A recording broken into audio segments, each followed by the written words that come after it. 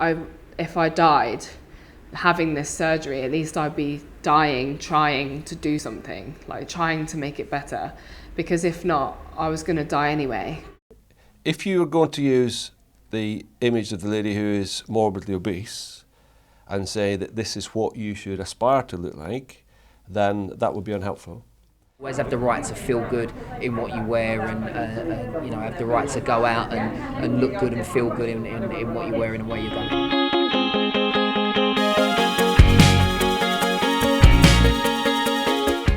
The plus-size industry in the UK is worth £5.4 billion. It empowers women of all shapes and sizes, but that doesn't necessarily make it healthy. Top model Tess Holliday is classed as morbidly obese, so is this a healthy role model or storing up problems for those who copy her shape? Bethany Churcher was 32.5 stone when she was 17 years old.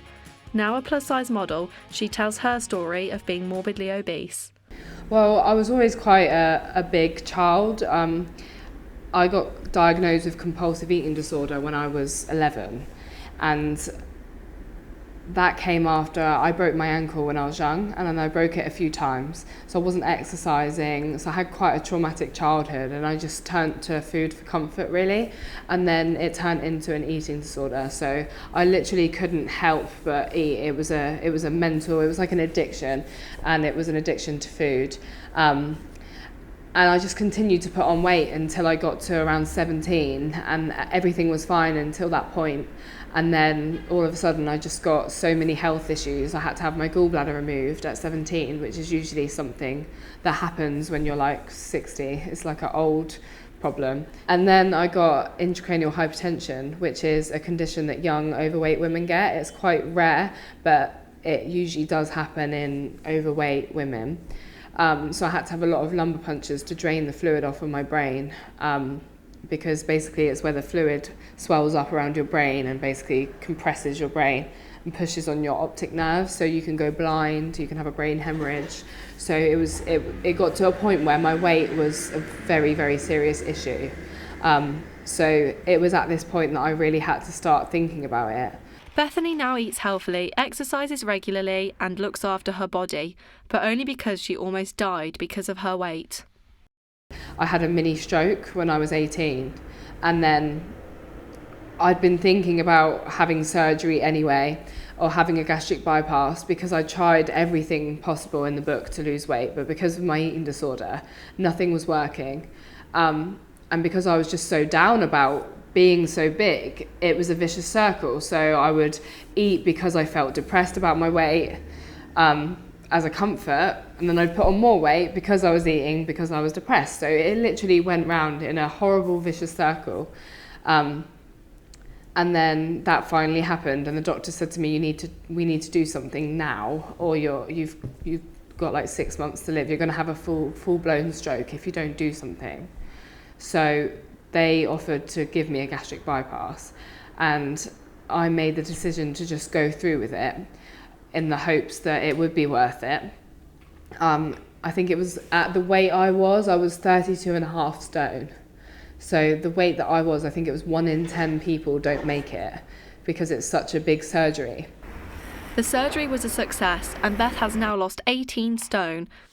However, there are many more health issues that being obese can cause. Being obese carries a much greater risk of a multitude of different health problems. It can cause high blood pressure, it can cause a raised cholesterol level, an increased risk of heart disease. It makes you much more vulnerable to type 2 diabetes, to peripheral vascular disease, kidney failure, respiratory problems, infertility and impotence.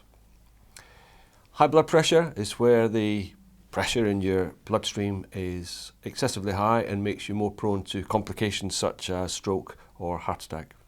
A raised cholesterol level in itself is not too concerning, but if combined with a smoking habit or a lack of exercise or high blood pressure, can be a critical factor in determining your risk of cardiovascular disease. Type 2 diabetes is where your body is not able to deal with glucose in a healthy way because of a lack, well, not so much a lack of insulin, but an increase of insulin resistance. And that leads to high blood sugar, weight loss, going to the toilet a lot, and ultimately can lead to a whole host of different terrible complications. Infertility, if you help an infertile woman reduce her weight by 10%, her fertility rate increases 14-fold. So that shows you what overweight or obesity is doing to her fertility rate in the first place. Sleep apnea is another problem where you start to have breathing problems overnight, and that leads to daytime somnolence, in other words, excessive tiredness, a liability to fall asleep at the wheel or at work. But being a bigger woman is celebrated too at the British Plus Size Awards. It's attended by curvaceous women and hosted by Jeff Brazier, a supporter of the British plus size industry. The fashion industry is changing for the better if it's not always just promoting that we must all be very stick thin. I think that's a very dangerous precedent to set. It's not one that I would want to see my children kind of indulging in, nor if I had daughters would I want them to feel like they had to conform to what society and the publications were telling them to be. That's wrong. You are what you are, and you always have the right to feel good in what you wear, and you know, have the right to go out and look good and feel good in what you're wearing and where you're going. Bethany was one of the acts to perform during the night. This is my 3rd year performing here, and I'm also nominated for Best Plus Size Entertainer. You can expect a big ballad. It's a song that really, really means a lot to me, and it means a lot to a lot of women in this industry. I'm singing Emily Sandé, Read All About It, so it's just like, I am what I am, I can change the world in my own way, I'm beautiful in my own way, and you can read all about it, I don't care, this is who I am. Come on, come on, I wanna sing. I feel really honoured to be here because I don't think plus size beautiful women get recognised enough, and it's lovely to see so many people of different shapes and sizes just respecting each other and loving each other's bodies. It's great. I'm not afraid, they can read all about it, read all about it, Plus size is fabulous. Plus size is fabulous. Plus size is fabulous. Woo! Plus size is fabulous. Yes, honey. Plus size is fabulous. Plus size is fabulous. Plus size is absolutely fabulous. The night was all about accepting women come in all sizes, and that big is beautiful. But the most beautiful shape is a healthy shape, neither too big or too small, and that's one we should all be copying. This lady I would regard as being of normal weight. This lady is supersized and obese. This lady is supersized, morbidly obese, and this lady I would regard as being of normal weight as that standard regular model. If you are going to use the image of the lady who is morbidly obese and say that this is what you should aspire to look like, then that would be unhelpful. But if you're saying that here's a lady who's morbidly obese, isn't she attractive because she can be viewed as attractive by many people, I don't have a problem with it. I certainly wouldn't be telling everyone they have to look like this, because the reality is that everyone can't look like that. As try as you might, not everyone will look like that.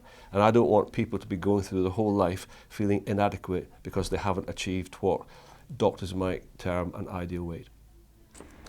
That's Tess Holiday. No, I think she's very beautiful, but she is obviously overweight. And I think it's brilliant that she's showing that you can be that size and be successful and beautiful. I think it depends on her health. I don't personally know what her health is or how healthy she is. I'm very 50-50 on it, because I do believe that it's brilliant for people to realise they don't have to be a certain way. But at the same time, I do worry that certain people might take that as you can be like that and not have any issues and you can be fine. I don't want women to be encouraged to stay that size, because I know what happened to me. But then I also don't want women to feel so unattractive, like I did, that they don't want to lose weight. Because I am a plus size model, but I still go to the gym 5 days a week, and I still eat healthily, and I still make an effort to look after my body, because you only get one, and this is the one I've been given, so you have to fuel it right and look after it.